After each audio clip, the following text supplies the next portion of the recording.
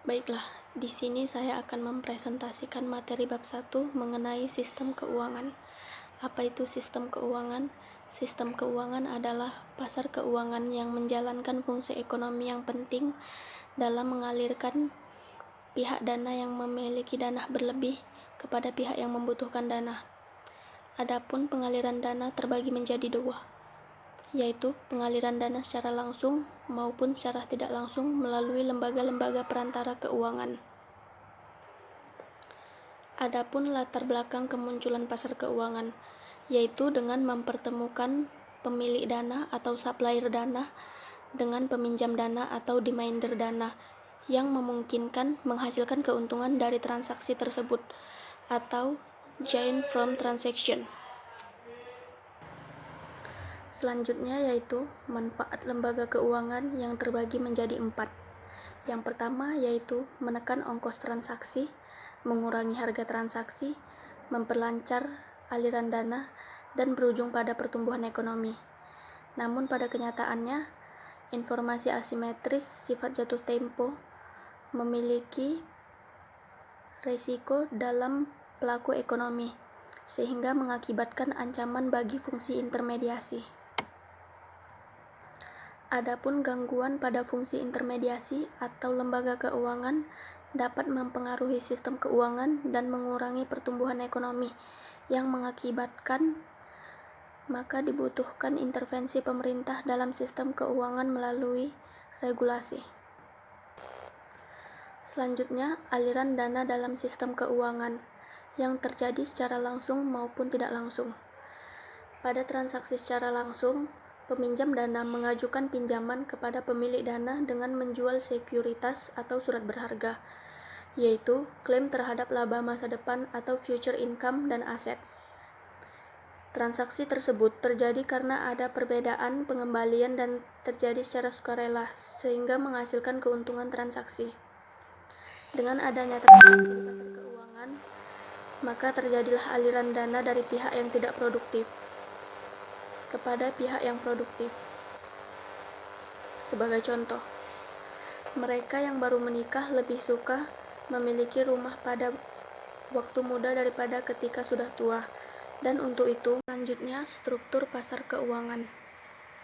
Adapun klasifikasi pasar keuangan terbagi menjadi 4, yaitu berdasarkan waktu jatuh tempo instrumen, yang kedua berdasarkan prioritas pengembalian, yang ketiga berdasarkan urutan transaksi, dan yang terakhir itu berdasarkan organisasi pasar.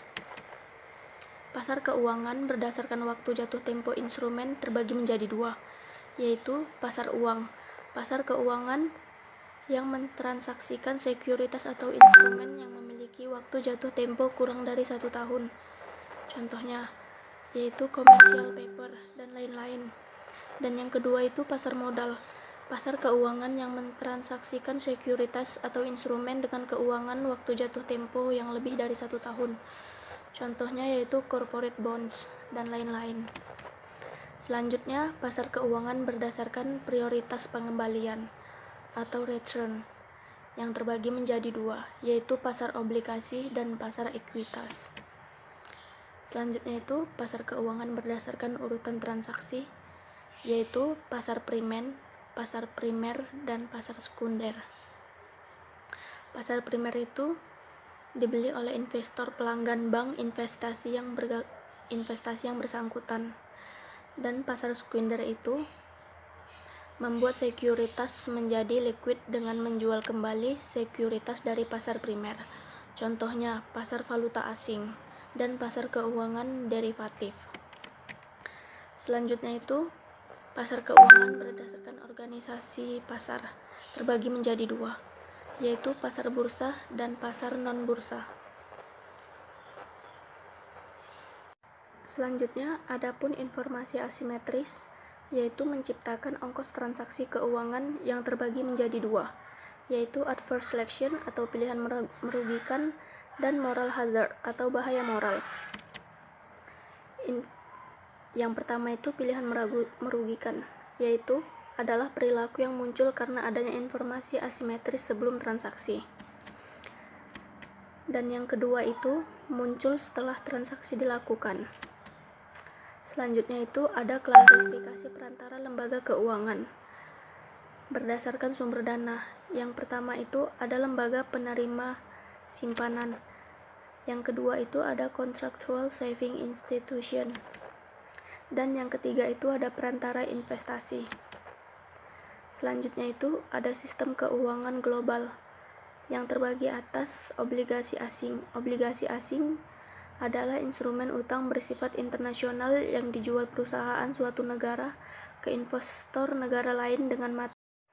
Selanjutnya yaitu ada regulasi sistem keuangan yang dilakukan otoritas moneter atau bank sentral. Bentuk regulasi sistem keuangan terbagi menjadi 4. Yang pertama itu ada menyediakan informasi kepada publik.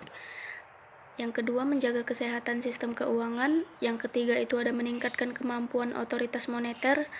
Dan yang terakhir itu menggairahkan kepemilikan rumah.